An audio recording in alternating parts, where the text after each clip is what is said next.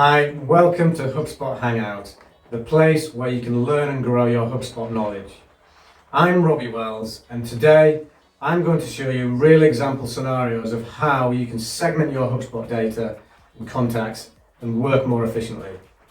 So let's get straight in. Quick intro to filters. So filters allow you to quickly view a segment of your database right from the contacts, companies, deals, or tickets dashboard. You can use any default or custom property in your HubSpot account to segment your contacts using saved filters. Contacts will be added or removed from these filters automatically based on whether or not they currently meet the criteria you set. This filter is called total number of sales activities. This filter shows the total number of sales activities against a contact. So that's things like if you've created a note, you've called them, sent them a sales email, or set up a meeting or create a task against a contact. It's a really good indicator to show how active your sales staff are in terms of outreach effort and if any prospects are going stale. In this example, we are filtering on prospects that have had zero activity. We are also narrowing down the contacts by lead status. So, in this example, we're going to filter on prospects that have had zero sales activity, and we're also going to narrow it down by lead status. So here we go, just click more filters. Type into the search box the word sales, and you can see there a number of sales activities appears in the list. So just quickly click that and let's put 0, apply the filter. We can see here then that the active contact list updates. We can also add another filter, and so I mentioned filtering by lead status. So type in the word lead, get the lead status. So basically you want to, in this scenario, any new contacts or anyone we've tried to contact. Okay.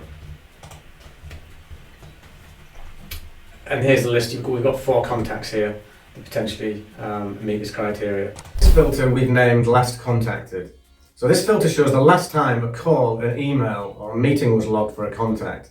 In this example, we are filtering on last week, which will show all contacts that were contacted during the previous week. It's a really useful indicator which can be used in conjunction with the date field to see how many prospects have not been contacted since a certain date. We will see how we can build on this filter later to help target priority prospects. So again, click on more filters and we search for the property last contacted. Click on that. And then in the drop down here, we select last week. Okay, and you can apply that filter. Okay. You can also save this view. So you can add a view to these top tabs here. So if you save this view here, save as new, and we'll save that for everyone, and we'll call that last contacted.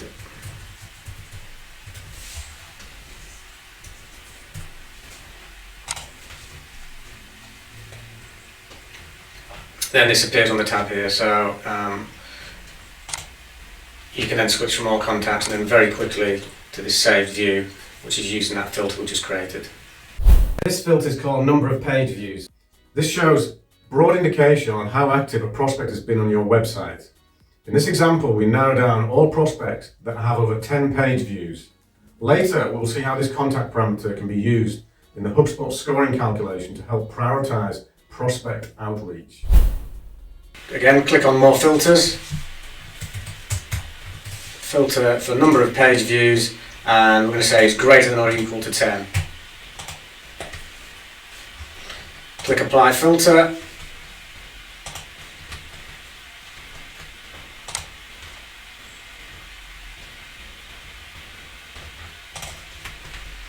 And we can see there's 21 contacts there.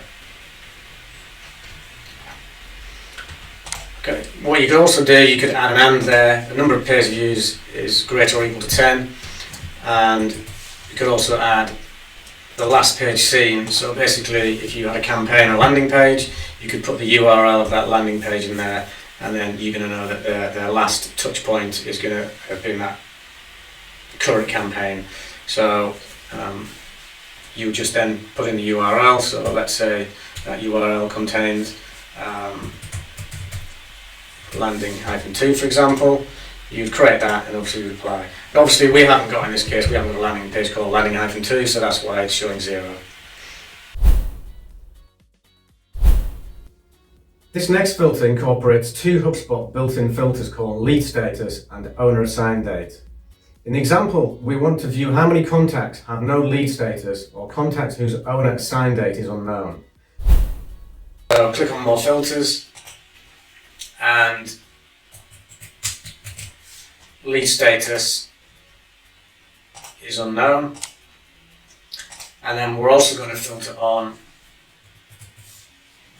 owner assigned date. That's also unknown. So you can see we've got 4 contacts here, and so yeah, I mean, this is going to really focus on contacts that have slipped through the net and are not being chased because they have not been assigned an owner. So I hope you found this video useful. Just like coffee, remember, HubSpot is also better when using filters.